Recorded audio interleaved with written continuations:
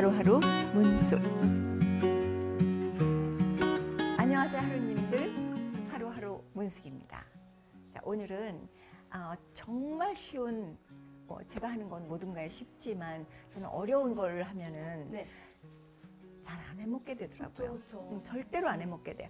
이게 복잡한 레시피는 하는 걸 아는 건 좋지만, 어쩌다 한 번은 좋지만, 그 집에서는 하루에 몇 끼를 먹어야 되기 때문에 복잡하면 그냥 시키게 되더라고요. 그래서 이 쉽다는 게 굉장히 그 장점인 것 같아요. 네, 맞아요. 그래서 일단 쉬워야 돼요. 그래서 여러분들 아스파라거스 좋아하시잖아요. 엄청 좋아요. 아스파라거스 좋아하는데 이걸 갖고 뭘 해야 되는지 뭐 온갖 군데 다 넣어도 되는데 이거 자체가 어떻게 해서 먹으면 진짜 맛있는 건지, 얼마나 쉬운 건지, 이제 그거를 화의 계절이라고 했죠. 그래서 여기서도 토마토랑 같이 써서 아스파라거스와 토마토가 얼마나 환상궁합인지 한번 보여드리려고 해요. 그래서 한번, 요즘 아스파라거스가 많이 나오거든요.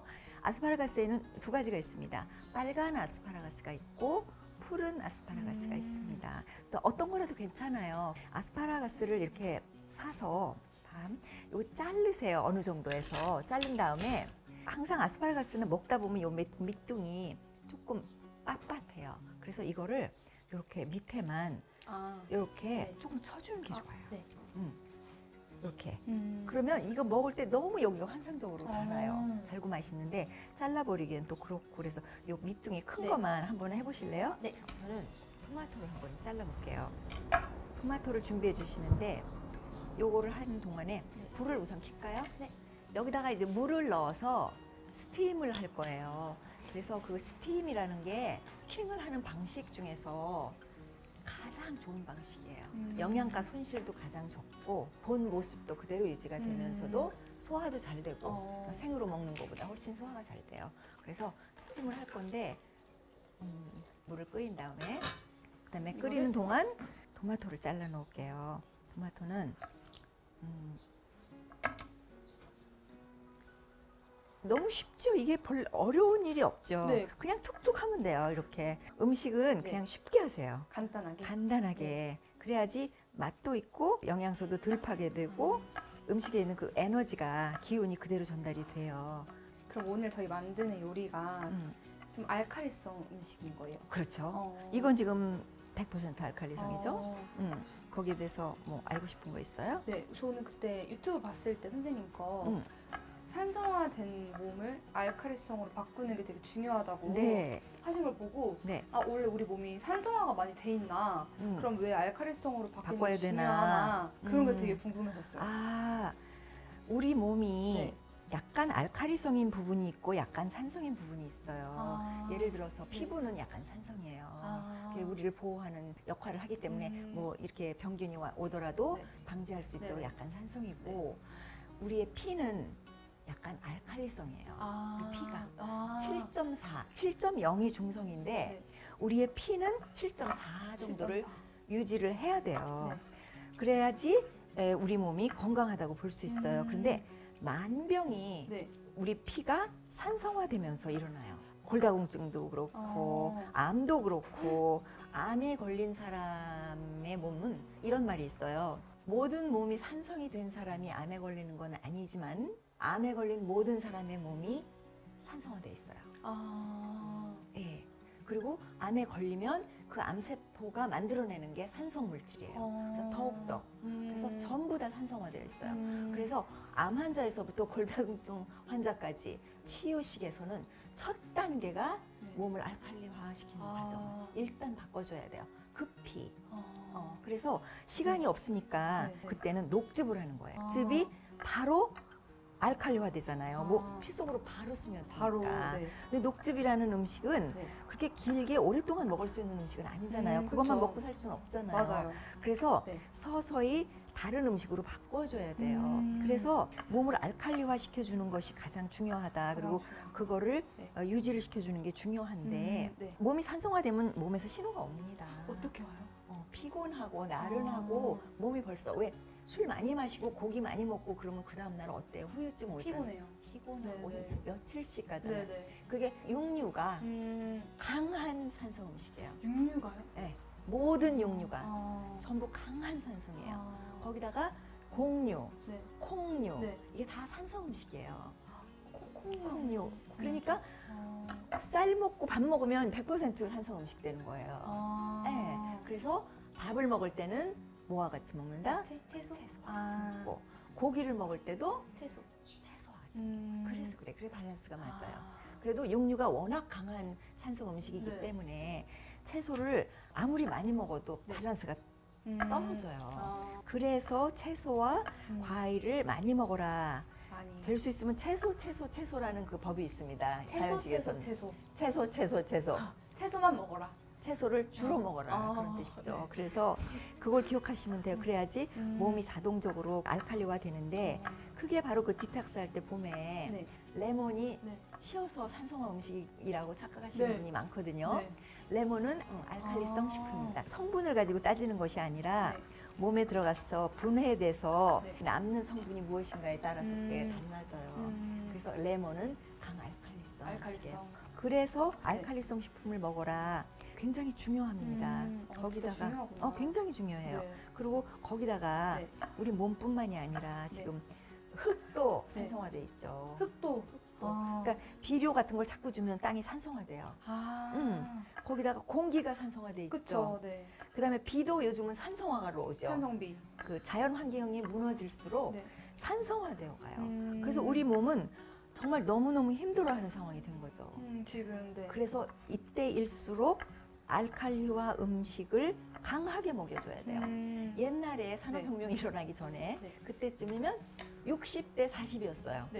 60 알칼리성 음식, 40 산성 음식. 근데 요즘은 그거 갖고 안 돼요. 이제 에드가 케이시라는 분이 80대 20으로 먹어야 된다. 그래서 제가 그걸 해봤더니 굉장히 어려워요. 정말 고기 드시는 분은 고기 몇 점 먹으면 다 끝났거든요. 그래서 쌀밥을 먹어도 그렇고 그래서 채소를 많이 먹고 쌀밥을 요만큼 먹으면 되는데 제가 생각하기에는 30대 70은 가능해요. 30대 70은? 네. 최소한 30대 70은 지켜줘야 이런 지금 그 변해가고 있는 그 자연 환경에 맞춰서 우리 몸을 중성 혹은 알칼리성, 약알칼리성의 그러니까 혈액을 유지할 수 있는 거죠. 그래서 진짜 중요하네요. 진짜 중요해요. 치유식의 첫 단계 바로 알칼리성입니다. 나중에 이론 강의할 때도 분명히 다시 짚고 넘어가겠지만 우선 몸이 산성화되는 것을 적극적으로 해야 됩니다. 그런데 이제 알칼리성 음식은 딱 3가지밖에 없어요.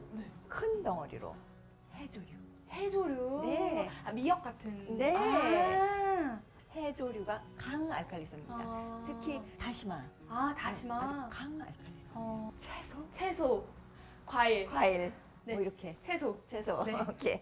자, 물 끓여서 여기다 넣어서 이렇게 되면 이제 뿌리를 아래쪽으로 하시면 밑에가 더 익고 위는 조금 덜 익고 오케이.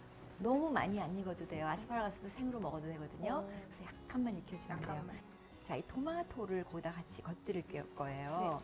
이 토마토가 진짜 요즘 먹는 음식이니까 끼니마다 조금씩 드셔도 좋습니다. 아니면 매일마다 조금씩 토마토를 먹기 시작하셔도 괜찮을 것 같습니다. 자, 여기는 이제 파슬리가 있죠.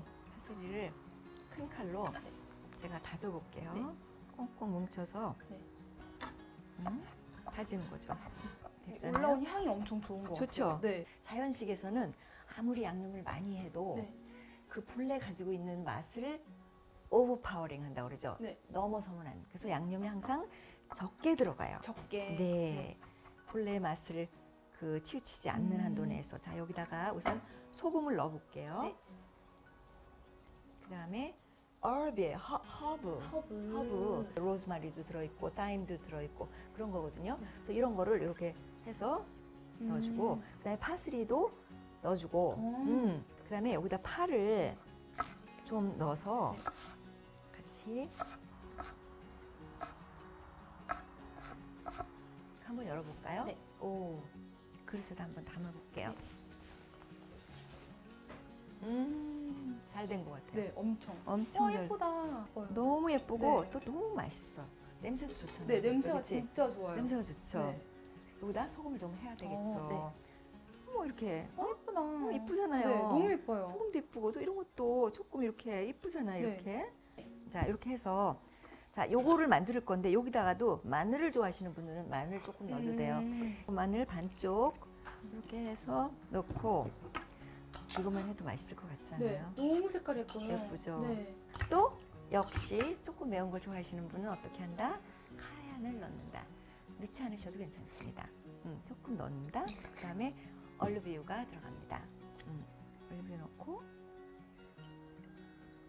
자, 여기다 올리브유를 넣으면서 여기다도 이때 뿌려주면 돼요. 이렇게 여기다가 네. 레몬을 조금 넣어줘야 돼요. 프레시 레몬 주스를 한 스푼, 2스푼 넣을게요. 이렇게 하면 이제 상큼하게 이렇게 됐어요.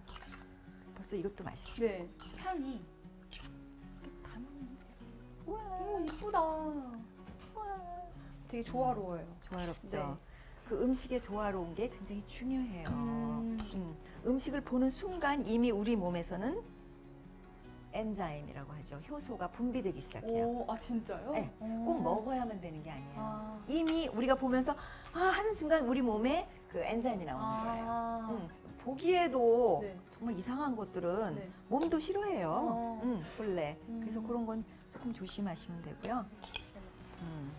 이제 레몬이 있을 거예요. 그러면은 그냥 이 옆에다가 네. 이렇게 놓으면 예쁘다. 그쵸, 예쁘죠. 네, 데코. 이렇게 놓으면 나중에 더 먹고 싶은 사람 네. 이렇게 해서 여기다 쪽 짜서 먹으면 되거든요. 마지막에 올리브유로 네. 와, 너무 예뻐요. 너무 예쁘죠? 네, 진짜 너무 예뻐요. 너무 예쁘죠? 네. 자, 따단. 짜란. 이렇게 맛있는 음식이 이렇게 간단하게 돼요, 여러분. 자연식은 그렇게 어려운 게 아니에요. 할 수 있겠죠? 할 수 있을 것 같아요. 그죠? 너무 간단했어요. 너무 간단하죠. 특별한 레시피도 사실은 필요가 없습니다. 이렇게 간단하게 하셔서 여러분 행복한 밥상 어떠셨어요, 여러분? 자연식이라는 건 너무 어렵지 않고 너무 힘들지 않고 그리고 매일같이 먹어야 되는 게 음식입니다. 한 끼만 먹고 안 먹을 것도 아니고 이렇게 매일같이 쉽게 할 수 있는 그런 음식들을 알고 있으면 자연식이 이제 익숙해지시면 아마 굉장히 쉽게 하실 수 있을 거예요. 여러분, 여러분에게도 많은 도움이 되었으면 합니다. 여러분 감사합니다. 감사합니다. 하루하루 문숙입니다.